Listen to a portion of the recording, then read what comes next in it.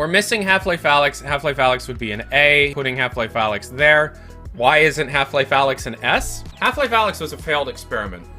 There, I said it. I ripped the band-aid off. Half-Life Alyx is a fan-damn-tastic game. Valve lost the VR war. Valve can't focus on something once it's out. Once something is finished and out, they don't want to look at it anymore. So everybody that's buying the Steam Deck, get ready for 6 months of support and then 3 years of silence and annoying broken bugs. Half-Life Alyx should have been the start of something bigger. The biggest mistake that Valve made with Half-Life Alyx was not communicating with third-party developers about how high the bar they're about to set.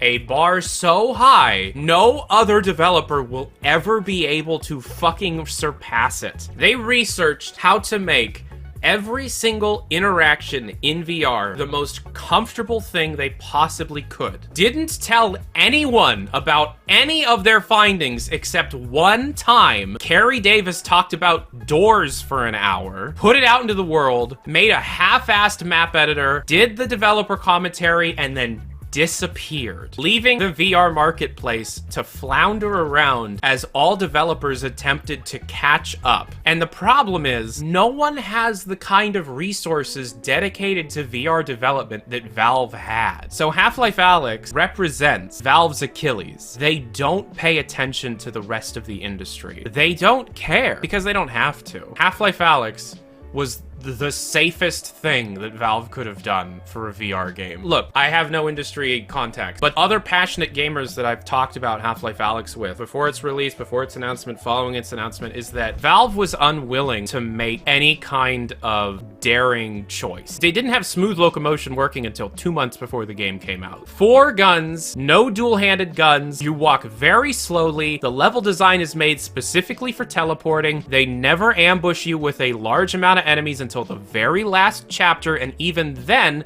they're piling on so many health kits that it doesn't matter. They didn't challenge the player because in their mind, this is the start of something bigger. This is introducing people to VR, only for it to be the final good big VR game on PC. It wasn't a send-off. It was supposed to be a beginning, and then Valve got bored, and they left. If it was going to be, like, the send-off for VR, like the swan song for VR, then they should have just went balls to the wall and made it, yeah, uncomfortable for beginners, but this game's only gonna be played by the hardcore fans anyways. So that's my Valve games tier list. I have a really weird relationship with Valve. I'm one of the foremost experts of Valve software that doesn't work at Valve software in the world.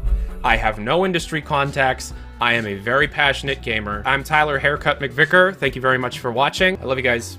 Peace and hair grease. Hope you have a good life. Adios.